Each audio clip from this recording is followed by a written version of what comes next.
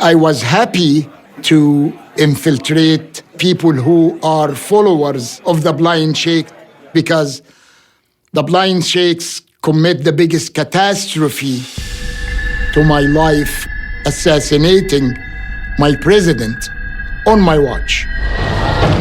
I was 300 to 400 feet from the stage where he was assassinated because I was among the troops securing the parade.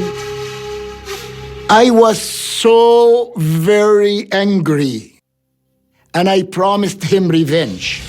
And that's because President Sadat made the first attempts to make peace with the arch enemy Israel. Is that correct? Well, it was not an attempt. I mean, he was fought tooth and nail by the Arab leaders not to make this deal, but he stood his ground and he believed that Israeli people have the rights to live, Egyptian people have rights to live, there is no war anymore, and we're going to make peace, period. Well, I guess that just confirms Salem as a Zionist. It came a day when I saw the blind sheikh having 63,000 US dollars in a piece of newspaper wrapped, give it to Muntasir al-Zayyat, his Egyptian attorney, and he said, give this lil-Hagga, al-Hagga, which is his wife. Next morning, I contacted my Egyptian intelligence friends in Egypt. I said, Muntasir al-Zayyat coming back to Cairo, he have a newspaper wrapped under his clothes from the blind sheikh. I think it has some instruction to his followers. At this point, it might be worth considering what Salem has admittedly disclosed here about having intelligence contacts back in Egypt, that he certainly must have also had contacts before he got involved with the cell the first time, which is one of the reasons why heads of the FBI didn't trust him, because they didn't know who he was ultimately serving. One of the greater reasons why to suggest Salem could have at least still had oversight or a bird's eye view of the cell members conspiring and making the bomb for the World Trade Center, as it was also reported in New York Times on April 5, 1993, that Egyptian President Hosni Mubarak said that the bombing could have been prevented if U.S. officials had heeded Egypt's warning about an Islamic fundamentalist network in the United States. And in my conversation with them, they always say, let us to make them live in terror. And nothing beat terror but terror. So we have to do military, and there is no mercy here.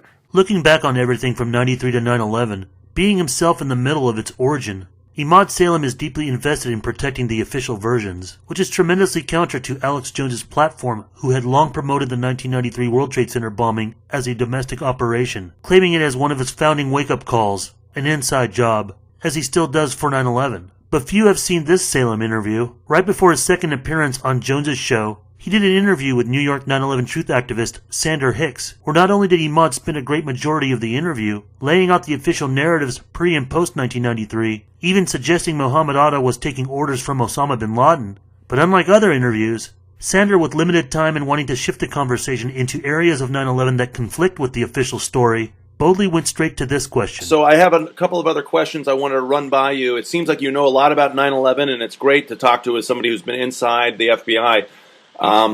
What do you know? Have you looked into Mossad, the Israeli connection? There was an arrest of several celebrating Israeli. Who is full of explosive. Right, the moving van guys. There were guys from Israel who were videotaping the attacks, and they were holding up cigarette lighters like it's a rock concert, and they were high-fiving each other.